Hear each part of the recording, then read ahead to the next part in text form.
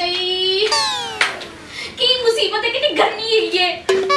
ਚਲੋ ਨਹੀਂ ਚੱਲੀਏ ਉੱਥੇ ਚਾਹ ਪਾਣੀ ਨਹੀਂ ਕਰੀਏ। ਲੱਗੀ ਸੀ ਮੁਸੀਬਤ ਕਿੰਨੀ ਬਿਜਲੀ ਕਿੱਥੇ ਜਾਣਾ ਹੈ? ਦਿਨ ਕੰਮ ਕਰ ਕਰ ਗਰਮੀ ਥੱਕ ਜਾਈਏ। ਇਹ ਇੱਕ ਤੇ ਕੰਮ ਕਰਨਾ ਉੱਤੋਂ ਪੱਖਾ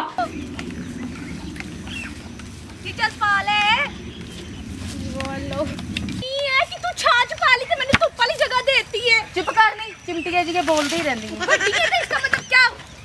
ਚੁੱਪ ਕਰਕੇ ਸੋ ਜਾ ਦਿਮਾਗ ਨਾ ਖਰਾਬ ਕਰ ਦਿਮਾਗ ਖਰਾਬ ਕੀਤਾ ਹੈ। ਸਾਰੀ ਦਿਨ ਵਿਹਲੇ 'ਚ ਬੈਠੀ ਰਹਿੰਦੀ ਹੈ ਕੰਮ ਤੇ ਮੈਂ ਕਰਨੀ ਆ ਸਾਰੇ।